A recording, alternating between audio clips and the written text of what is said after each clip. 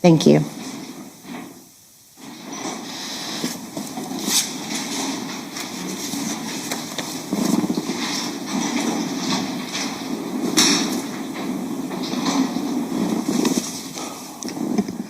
Good afternoon, Detective. You could walk all the way forward, please. Please raise your right hand to be sworn in. Detective, do you solemnly swear or affirm the testimony you're about to give will be the truth, the whole truth, and nothing but the truth, so help you God? All right, this way. Watch your step, please. Thank you. You may proceed. May it please the court. Detective, please introduce yourself to the jury. Hello, my name is Burrell. I'm a detective with the Jacksonville Beach Police Department. How long have you been with Jacksonville Beach? 22 years.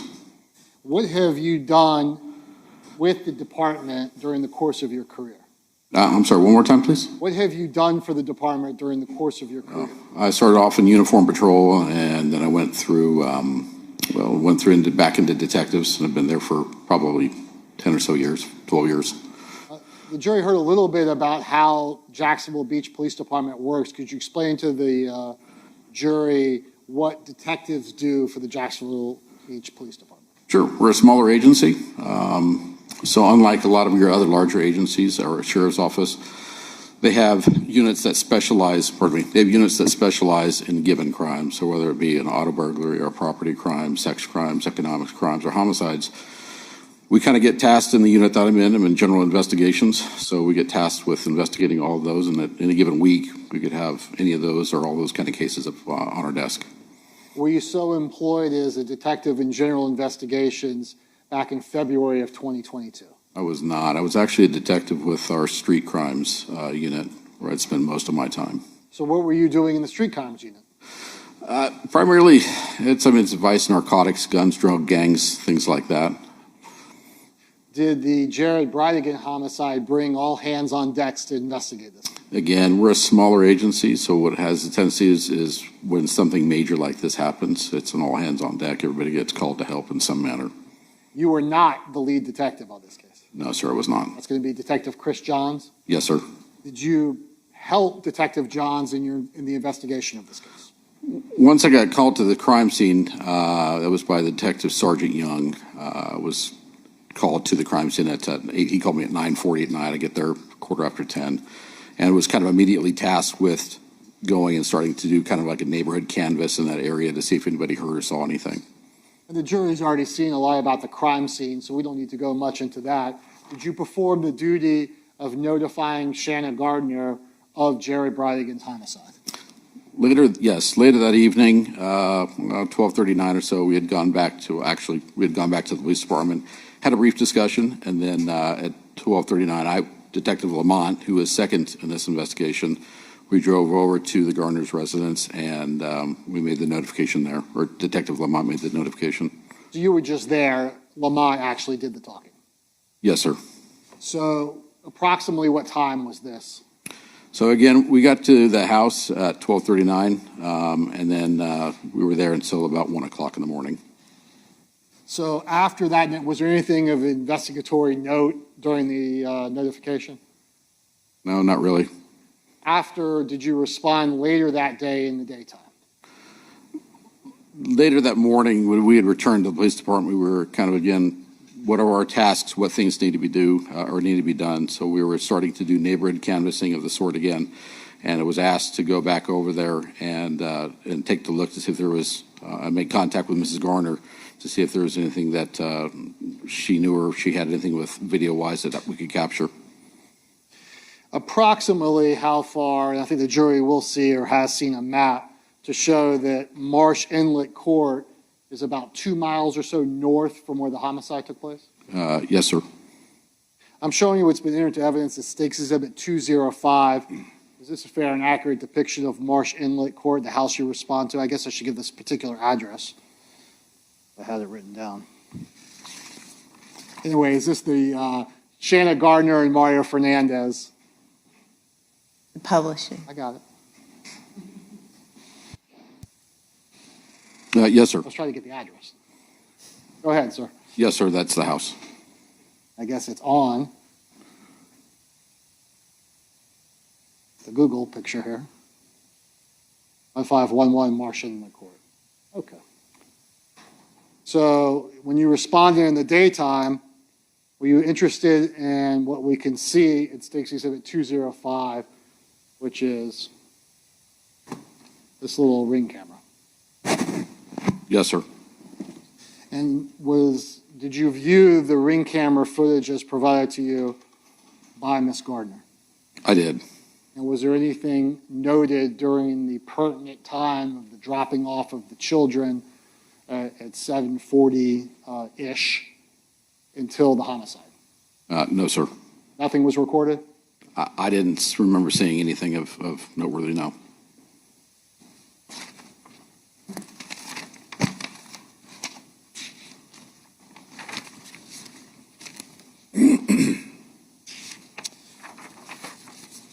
So after, did you end up doing investigation with regard to Mario Fernandez's rental properties? I think it was on the 23rd of February. This was a few days after the homicide, just as a cursory. We knew we were starting to look for a blue truck, and we just went over to, Detective Connor and I went over to 5239 Potomac Avenue just to see if we saw a blue truck over in the driveway or in the vicinity. Did you get out an interview anyone at that address back in February of 2022? No, sir. So it was just kind of a drive-by? Absolutely. Did you see any blue trucks or anything of evidentiary value? No, sir. Fast forward to July of 2022, did you respond back to that address?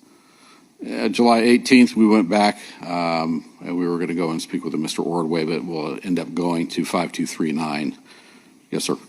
And that's 5239 Potomac Avenue? Yes, sir. And I think the jury knows this, but the Potomac Avenue address is in the northwest quadrant of Jacksonville? As I recall, it's something like 20 miles probably to the northwest of where we're at. So it's a good distance from Jacksonville Beach. Yes, sir. Cross town, so to speak. Yes, sir.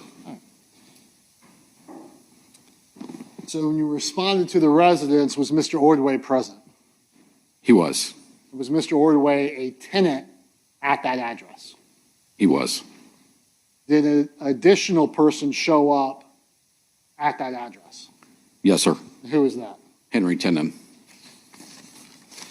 Did you determine that whether or not Mr. Tenon was living there at the time?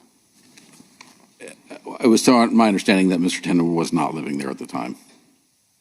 Was there anything of evidentiary note that you noticed outside of that residence? There was a it was a Bridgestone. Sorry, I had to think about that. It was a Bridgestone truck tire that was found by the garage. Explain to the jury why, seeing a tire leaning up against the garage, why did you take note of that? It's actually kind of a story. So as Mr. Tenon had pulled into the driveway, Detective Lamont was talking to Mr. Ordway, and I was just basically there as basically an assistant, or what we call 35, just assisting another officer, just kind of watching the area. And Mr. Tenon backs up his Crown Victoria into the parking lot, or not the parking garage, but the driveway. And as he gets out, he opens up the trunk and he takes out a metal dog bowl and he sets it down and he starts filling it up. And I'm watching what he's doing because that's just trying to make sure that we're all safe. I don't know Mr. Tenon or anybody there. And I didn't hear what he was doing. He was filling up a dog bowl. Dog bowl, okay. And as he's filling up the dog bowl, I happened to see a tire, and that seemed odd because I don't know. It seemed like maybe I'd seen that tire before. I really didn't know what I had at that point. I started talking with Mr. Tenon because I knew that was ultimately we were going to want to talk to him as well, just because he was on the property. And as Detective Lamont finished his conversation with Mr. Ordway and began talking to Mr. Tenon, I asked Mr. Ordway about the tire, and he said I asked Mr. Ordway about the tire. So you don't have to tell us what Mr. Ordway said, but was Mr. Ordway agreeable for you disposing of the tire? He was. And were you, I guess, could you have seized the tire from another way, or did they have to give you permission? It's on private property, so he would have had him given me permission. Which he did do. He did. And that was Mr. Ordway that gave you that permission. It was. So what made you think that you should take that tire? The explanation was that the tire was found by the side of the road, and that had been found back up by the garage. A tire by the side of the road doesn't really mean anything, but suddenly now it's back up by the side of the house, which was reportedly going to be thrown away, and oddly enough, it looked like maybe the tire that was kind of at our scene. So I just hedged my bets. I wasn't sure really what we had, but it seemed interesting enough at the time, and I asked him if I could take the tire and throw it away or dispose of it for him. Did anyone claim ownership of that tire? No. I'm showing you it's been entered into evidence as Stakes Exhibit 97. Does this photograph fairly and accurately depict where that tire was that you saw when you went and interviewed Mr. Ordway? It does. I took the photo. With your phone? Yes, sir. Pretty cool.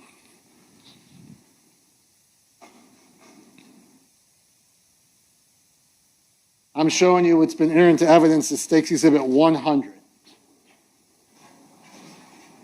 And if you need to stand up to see the tire, you may he, Your Honor. Do you want him over there? I don't think he needs to be over here as long as he can see it from there. It may be easier for him to come over.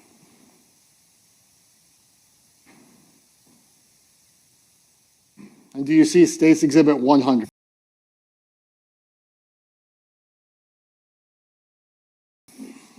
And the States Exhibit 90 is going to be the tire that you and your fellow officers recovered at the Jared Bridegan homicide scene. Correct. Which you saw right next to States Exhibit 100. Yes, sir. So obviously, States Exhibit 100 did not have a rim inside of it. It did not. So even though the two tires look the same, did you endeavor to find out whether or not these two tires actually had any similarities to each other? You got to love Google. Yes, I actually got onto Google and started looking at the DOT numbers that are on the tire. And according to Google, and ultimately later through Bridgestone itself, they matched, or they appeared to match at least the same date and manufacturer plan. Okay, and I have a couple more pictures I guess I'm supposed to show. States Exhibit 98 and States Exhibit 99, those are going to be the other pictures you took of that tire? Yes, sir. And I guess that's the back of your truck? It is, and this is actually at the police department, so, but yes. So let's look at the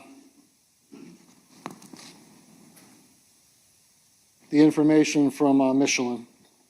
This is going to be pursuant to States Exhibit 175 and the certified business record. Do you see that on your screen, Detective? I do. For the record, I know the jury can read it on their own, but if you could just read that into the record for record purposes. This is addressed to Mr. Currier, who was a detective with us at the time. It says a complete DOT number of the sidewall of the tire provides certain information, manufacturing plant, and optional code numbers for size and dimensional code for the sculpture and for the week and the year the tire was manufactured. You have requested information associated with the 265/60R18 BF Goodrich Advantage TA tire. Just go a little bit slower for the court reporter, if you could. Thank you. Bearing the following DOT number, AP80-2T114718. That DOT number conveys the following information. AP, plant code indicating that the tire was manufactured in Michelin, North America's Ador, Oklahoma plant. 80 is the optional code for size. 2T11's dimensional code for the sculpture, and 4718, the tire was manufactured on the 47th week of 2018.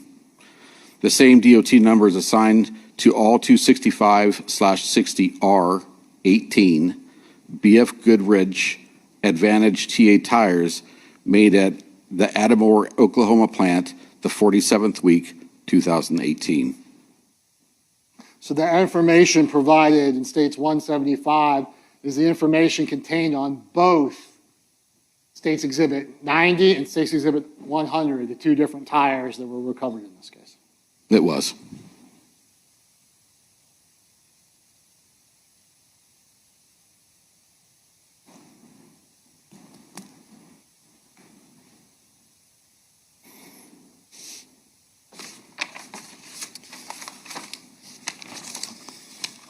Did you also conduct investigation with regard to Henry Tenon in this case? I did. Were you able to determine through your investigation that Henry Tenon or his father had a registration to a blue Ford Lariat F-150 later model? I did. Ms. Stifler, do we have that? If we could find that one, please. Did you, as a detective, endeavor to try to find that Ford F-150? Myself and several other people did, yes, sir. Is part of what you did actually getting in a helicopter and flying over property associated with Mr. Tenon to see if you could find the truck there? Well, it was associated with interview with Mr. Biggerstaff, and ultimately it was believed through a conversation that vehicle, the Ford F-150, may be somewhere up on that hunting club. And you were unsuccessful in finding that vehicle, thank you. We were. So we'll show you what's been entered into evidence as State's Exhibit 177. Is this that state of Georgia motor vehicle registration to Henry Tenon's father? It appears so, yes. Let me.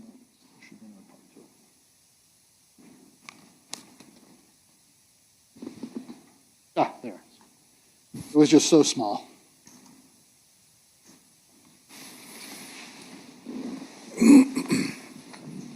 And do we see that on the registration, the Henry Clement Tenon? Yes, sir. Did you also find evidence that Henry Tenon had that car serviced at a tire store back in 2022? Yes, sir. There was a discount tire off 103rd Street in Jacksonville. And I'm showing what's been entered into evidence as State's Exhibit 174.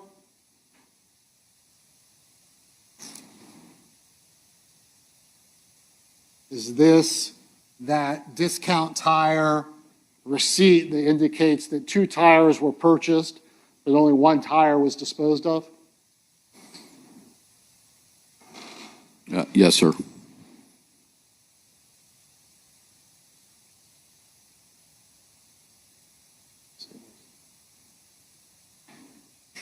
And in States 174, we see the name Henry Tenon with the address of 5239 Potomac Avenue. Yes, sir. I'm sorry. With the 2000 Ford F-150 information lariat. Yes, sir.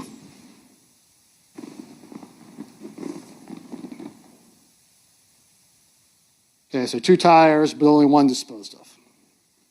That correct? Yes, sir.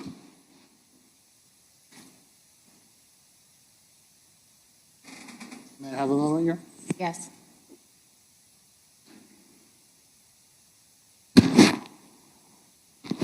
No more questions, Your Honor. Right, thank you. Cross-examination? Mr. Yes, Your Hill? Honor. Grab all those. Exhibit.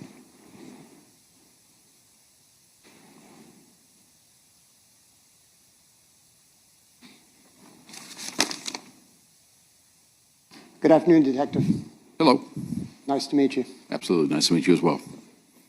I want to walk through a couple points.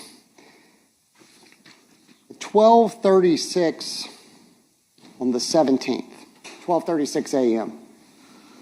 on February 17, 2022. Okay. I believe that's when you left the Jacksonville Beach Police Department to drive over to the Gardner Fernandez residence. Let me just refer with my offense incident report, please.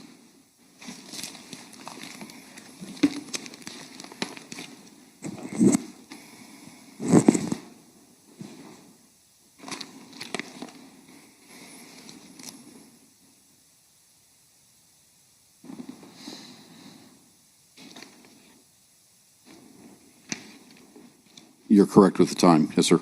That's about 3/10 of a mile from the police station. Does that sound about right? Yeah, 3 tenths, 2 tenths, something like that. And I believe to Mr. Mizrahi's question, you said you got there at 12:39. I believe I misspoke, but so what's in my report here, it says 12:36. At 12:36, we drove there, so we would have been there very shortly thereafter. And you saw Shanna Gardner Yes, sir. and Mario Fernandez. We did. Okay. You didn't call before you went over there, correct? We did not. Just showed up, knocked on the door, and they answered. Yes, sir. Invited you into the house. Absolutely. Totally cooperative with you at that time? Yes, sir. Okay. And you've been a law enforcement officer for, now you said 19 years, or was it 19 years at the time in 2022? I've been in law enforcement now 22 years. Long time. Yes, sir. Part of your job is making observations. Yes, sir.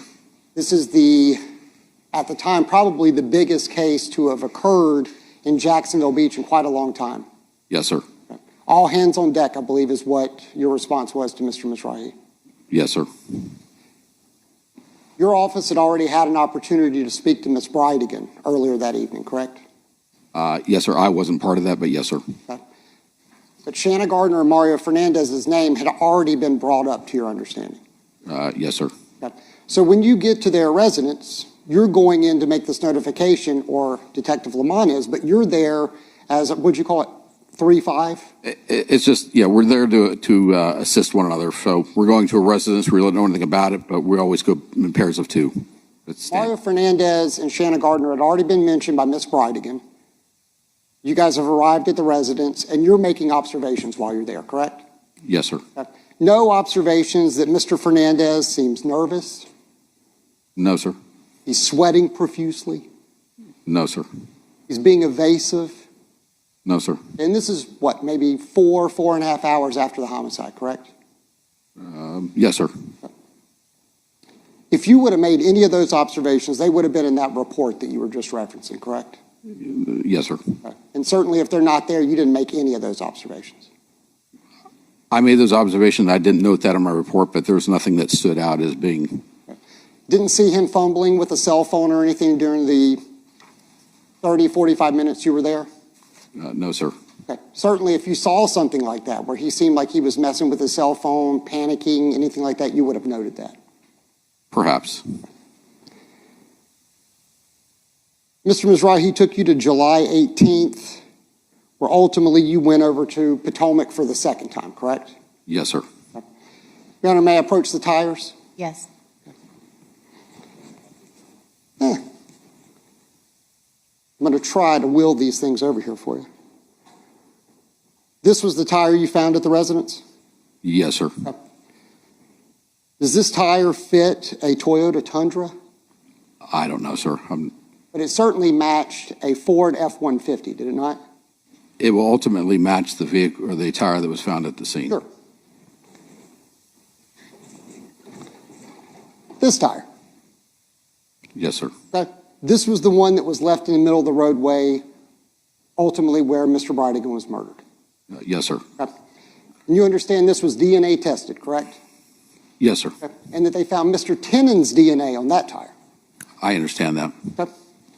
This tire you found at Potomac on the 18th when you went, correct? Yes, sir. Okay. Kind of by a stroke of luck, right? I Absolutely. believe that was Ms. Stifler's statement in her opening. It was just luck. Yes, sir. Now, when you were there, you said you saw Mr. Ordway, who was the current tenant, and you also saw Henry Tenon, correct? Yes, sir. You did not see Mario Fernandez, did you? I did not. He didn't show up at all while you were there. No, sir. Okay. And you came to learn that Henry Tenon actually used to live at Potomac, correct? Yes, sir. Okay. So you found a tire owned by Mr. Tenon that fit the truck driven by Mr. Tenon, correct? Yes, sir. Okay. I'm going to show you what the state just showed you, which is states 177. That's a registration, correct? Can you see that? Yes, sir. Can you tell me where on there it says Mario Fernandez? It does not. Whose name is that truck registered to? According to the registration, it's Henry Tenon. Do you see Henry Tenon in the courtroom? No, sir. Okay. I'm showing you now what is States 174. I believe this was the tire invoice you just testified to. Can you see that, sir? Yes, sir. I was just making sure that was the same one. Yes, sir. And I see a name up in the top left-hand corner. What name is that? Henry Tenon, Okay, and what address is that to? 5239 Potomac Avenue. Okay, and that's where you understood that Mr. Tenon resided at some point? At some point, yes, sir. Yes, sir. And that's also where you located that tire? It is. Okay. And again, do you see Mario Fernandez's name anywhere on this document?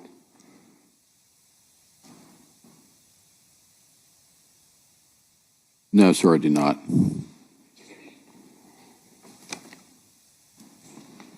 Safe to say that you confirmed that Henry Tenon owns the truck, correct? Yes, sir. And Henry Tenon bought the tires, correct? I don't know that. It's his name on the invoice, was it not? It is, but I don't know who actually paid for it, but that's who's on the invoice. You've had experience for what? You said 23 years in law enforcement? 22, sir. How long have you been driving a car? A few years. And you've bought tires, I'm assuming, over those years? I have. Okay. Do they normally put other people's names on tires when you go and purchase them? No, but the reason I say that is because the manager that I spoke with wasn't entirely sure it was Henry Tenon either, so I can't say for certain, but his name is at the top of that receipt. He didn't say a little short Peruvian man came in and bought tires for somebody else's truck, did they? No, sir, he did not.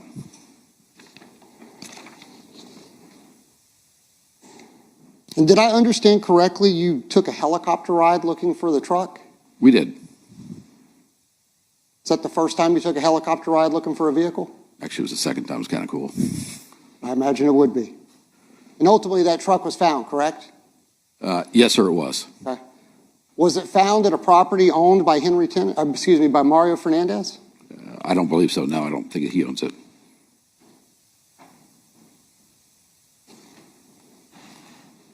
So you would agree all the evidence and testimony that you just reviewed with Mr. Mizrahi is related to Henry Tenon, correct? Yes, sir. Okay. None of your testimony actually had anything to do with Mario Fernandez, did it? Well, other than that, it was the property that Mr. Fernandez owned. No. He rented, correct? Mr. Tenon rented. Yes, sir. You also mentioned that you were on the street crime unit at the time that you were called into this case? Yes, sir. Okay. And you dealt with gangs and drugs and stuff out in the Jacksonville Beach area? We did. Okay. There's some public housing over there. They call it the Hill over there in Jacksonville Beach. Yes, sir. Okay. There's other rental properties throughout Jacksonville.